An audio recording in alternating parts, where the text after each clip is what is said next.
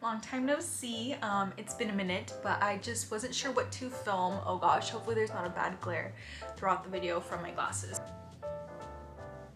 Okay, that might be a little bit better. I just have to talk like closer to you guys. So I'm gonna do quickly kind of review just a few books that I've read recently because I feel like I just haven't talked to you guys at all recently and you guys need a little bit of an update. So I think my last video was something in July and it's like mid-August now, so I've done quite a bit of reading from then. I know towards the end of that video I was talking about reading Meet Me at the Lake by Carrie Soto. I did end up reading this. I rated it like 3.5 or 4 stars. It was solid. It was not as good as Every Last Summer in my opinion. I really liked that one. This one had like great elements in it and it could have been really good I feel like, but it just didn't do it for me.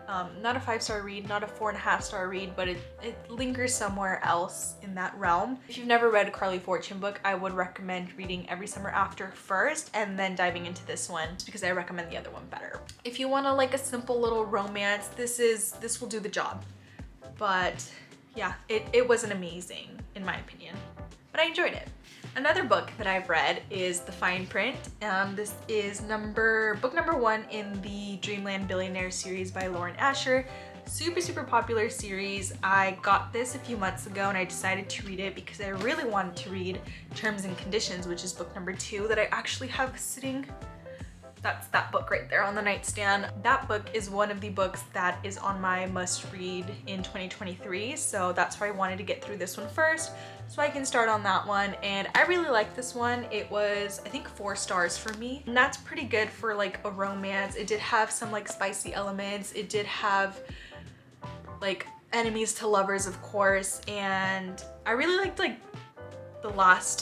this part of the book, like the last 15% I thought was really good, and like they kind of tied it all up nicely in a little bow. I really liked, I think it was like the epilogue that just made the book for me. If it didn't have the epilogue, I would not have liked it as much probably. And now I am reading Terms and Conditions and the characters in this book come out in that one. So it's a great little series and I'm glad I finally read it because it's so like literally so highly rated on Goodreads, on Book Talk, on BookTube, on bookstagram, everywhere I see these books. So I have all 3 and I'm now in the middle of reading Terms and Conditions, which I've heard is the best one in the series, so we'll see. Another book that I've read recently is Carrie Soto is Back by Taylor Jenkins Reid, who is one of, if not my favorite author. I was super excited to read this. I actually rated this 3.5 stars.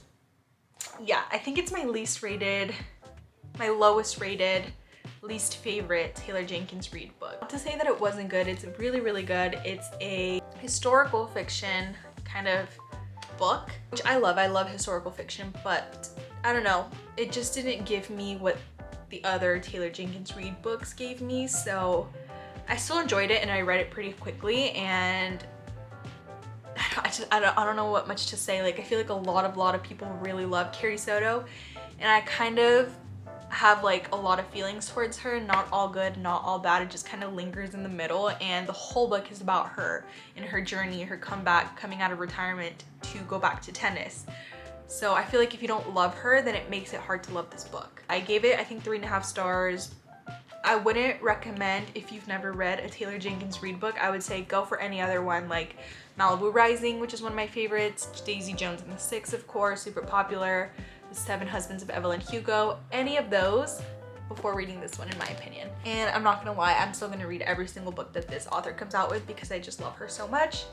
But those are just my thoughts on this particular book. Next up is The Summer I Turned Pretty. I actually bought the entire trilogy not too long ago from Target, and I read this one because I really want to watch the Amazon Prime show that is out, so literally that's the only reason I bought them. Not the biggest fan or the biggest reader of like YA, and that's what this is. And I also had no idea that these books came out like a long time ago. This book came out in April of 2010. That's like, what, 13 years ago? So it's not a new series. It's been at the bookstore for quite a long time, but I just, again, it's super popular. It just didn't attract my attention because I don't love YA anymore. If I would have read this back in high school, would have loved it, but it was okay. I think I rated this maybe 3 or 3.5 stars because my biggest issue with the book was, again, has to do with the main character. I didn't even feel indifferent towards her. I actively disliked her. I thought she was kind of cringe.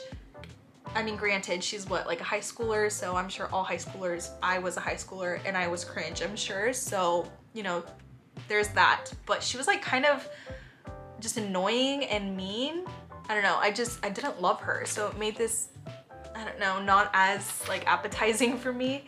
I did finish it and I will recommend it because it's literally super tiny compared to like other books that I usually read, which are like 300 to 400 pages. This one is like less than 300 and it's really, really tiny. The print is like kind of big, so it's an easy read, but it just was not my favorite, and I literally only read this because I wanted to watch the series. Since I finished this, I am reading the second one, which is also on my nightstand over there. I started it, but I'm like less than 20% through the second book because, again, it just like, it's not that amazing, but I do want to like watch the show. So once I finish season 1, I'm sure I'll really, really want to read the second book. But for now, I think I'm still on like episode 1 of season 1, so I'm just gonna take my time digesting through that content. So whether that's the book and the show. I do have the third book, but who knows if I'll even get to it. Yeah, it was all right. Another book I've recently read that I actually really thought was super interesting is Yellow Face by R.F. Kuang.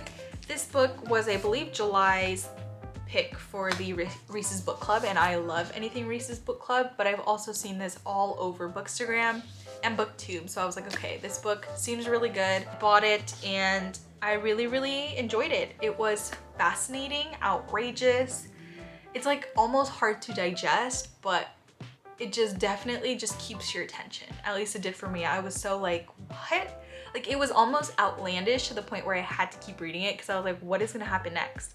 And whether you like that or not, it made me finish the book, so that's always a good thing. If I can get through the book, you know, semi-interested, then it's a win-win. So I think I rated this 4 stars.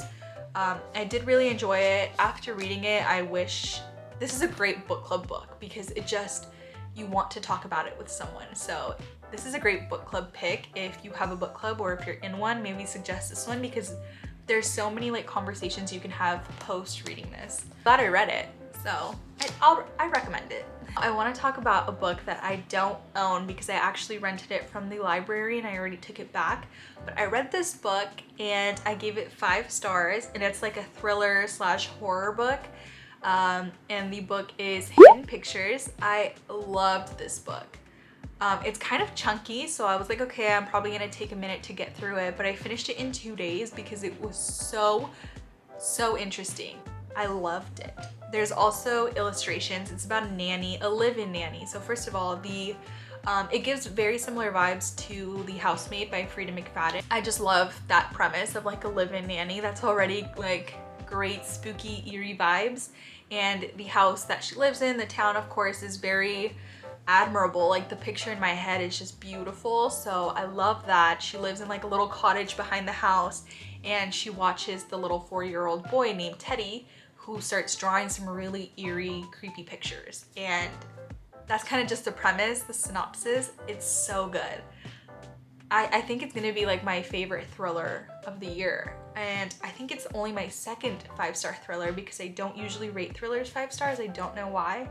That one was so good. Like, I need a movie and I know it's not gonna leave my head for a while. And I think I wanna buy it because since I read it from the library, I don't have it. But how am I not gonna own my 5-star rated thriller, you know? If you're looking for a great thriller for the upcoming cozy months, I definitely recommend Hidden Pictures. It is so good. Like, I can't stop thinking about it. I'm eating spicy mango from Sprouts. So good. Also, a few other books that I've read recently are Spare, which is Prince Harry's memoir. Going forward, I won't be rating memoirs because I feel like that's kind of weird. I don't know. All the memoirs I've read, I really enjoyed, but it's like, how are you gonna rate someone's life story, you know? So no more rating memoirs, but I really enjoyed it. I started watching the Netflix series with Harry and Meghan, and I really enjoyed it. I do recommend it. I didn't think I was gonna read it as fast as I did, honestly, because I had heard before that it was like kind of boring, kind of slow, but honestly I ate it up and finished it really, really quickly. His life story, of course, is fascinating. It's all about like the royal family, and it gives tea on Princess Diana. He's her mother, he's her son, she is his mother. So of course there's like, he mentions and talks about her. His entire love story with Meghan Markle is beautiful, but honestly that's like a third or less of the entire book, and I still was so interested throughout the entire thing, so I recommend. Another memoir that I recently read was the Matthew Perry memoir. If you know who he is, he was on Friends, which is my absolute favorite show on the planet. Like, I've watched the show fully maybe like 5 times, and I just always keep going back to it because it literally makes me laugh out loud.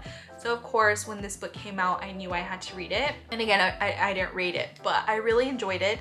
It gives a lot of insight onto his lifestyle, his struggles with drug addiction, just crazy knowing everything that he had to go through while being on the show. If you've seen the show, you know that he like looks a bit plumper and thicker in some seasons, and then in others he's like super, super thin. He talks about the swings in his weight and what the reasons are for that. It was really good, and I really enjoyed it. Again, unrated because it is a memoir, but I would recommend. I had to step out for a second because I had to get this series that I just bought, and I'm so excited to read. It is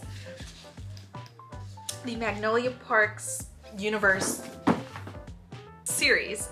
So excited. They are a lot thicker than I thought they were going to be. They're literally like, I think like over 400 pages each.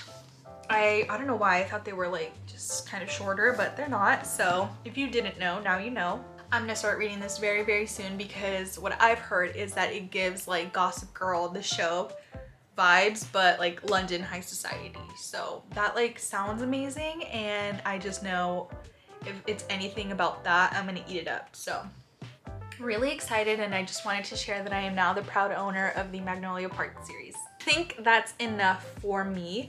I talked quite a bit and I talked kind of fast, so sorry, but I just kind of wanted to catch you guys up on what I've been reading recently, since I know I haven't made a video in a bit. But again, I just kind of wanted to talk to you guys, and that was kind of the first idea that popped into my head. I was like, since I haven't made a video, you guys don't even know what I've been reading.